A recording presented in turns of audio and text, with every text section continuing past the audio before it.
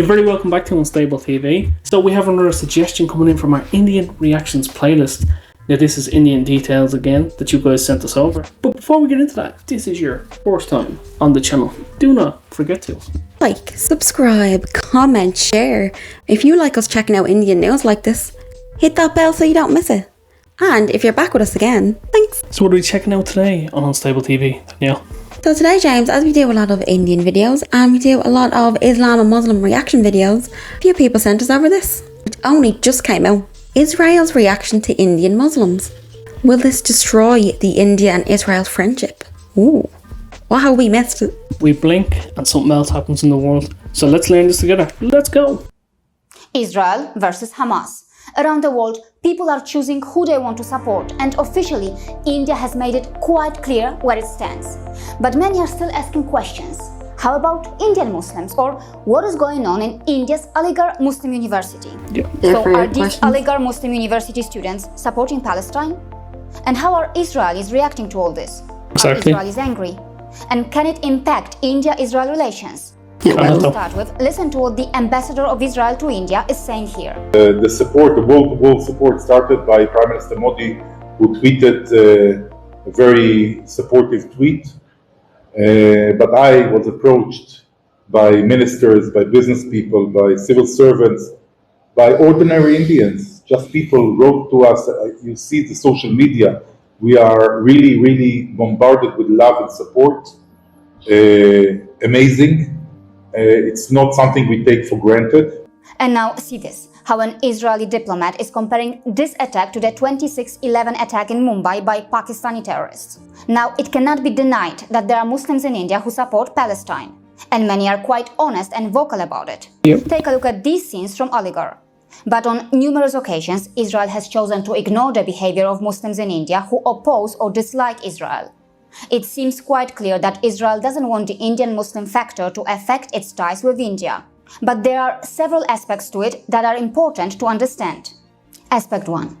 To start with, Israel knows very well that not all Jews and not all Israelis support Israel either. Take a look at these scenes. These appear to be Jews, right?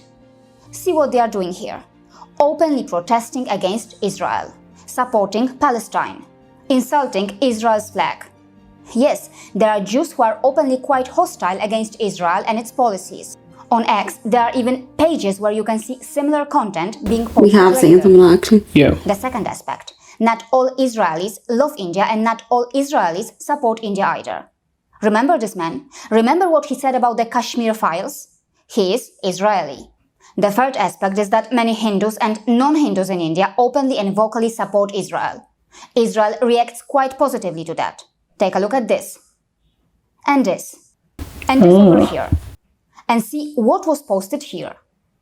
Quite frequently, even Hindi is used by the Embassy of Israel in these posts, probably to spread the message far and wide among Indians. Despite all this, at the same time, Israel is probably aware that not all Hindus in India support Israel either. Hindu or Muslim, whoever opposes Israel and supports Palestine, on numerous occasions, it has been noticed that Israel has just ignored that.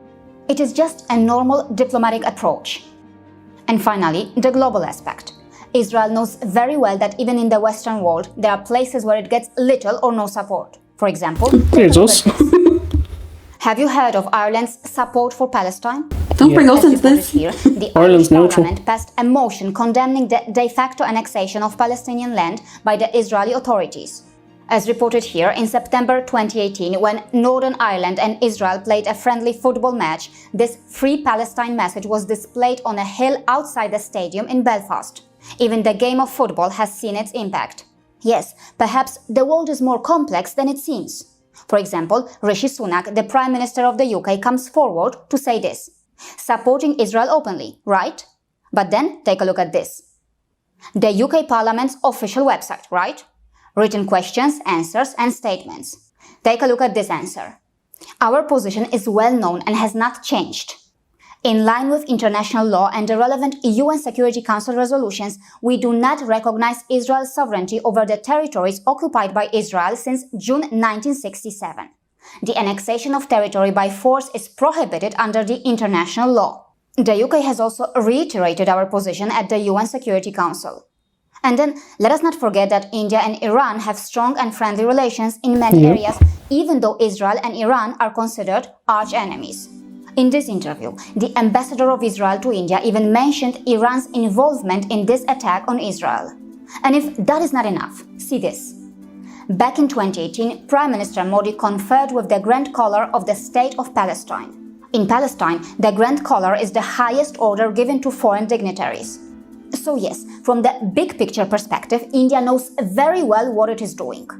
The largest democracy in the world has emerged as a geopolitical artist, capable of maneuvering delicate relations that are almost unthinkable or too complex for others. Some anti-Israel online posts or protests in India aren't going to change the greater scheme of things. And yes, regardless of what many Indian Muslims think of Israel, for now, it seems that it is unlikely to impact India-Israel relations.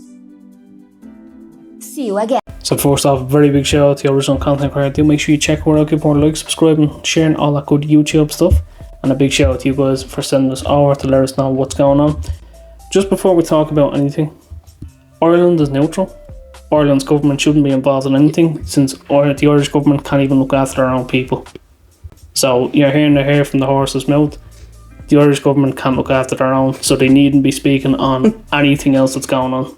But regardless, we are supposed to be a neutral country, so yeah, taking sides on things like this isn't the best approach. We're not saying that we don't empathise with what's going on in the world, we do, but the Irish government can't take sides on anything. There was no vote on our neutrality, so we're still a neutral country. So what did you think of that, Danielle?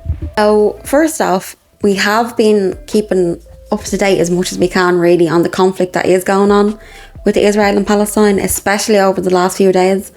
It's just kind of taken a bit of a downward spiral, we'll say, and it is going to affect not just India and Israel, it is going to affect a lot of the world of what's going on right now. There's not too much we can say. We can't go too much in detail on YouTube on this matter because we will get taken down. But if you just want to talk to us more in detail about this, you can go on to Instagram or Twitter and DM us there and we'll talk to you about it. It is such a complex issue and it's been going on for so many years. But it seems to have hit another boiling point right now. Hopefully it won't escalate and hopefully, it can... damage control, we'll say, can be put in place so other countries don't have to get involved and it doesn't go to another world war. That's what we're hoping for.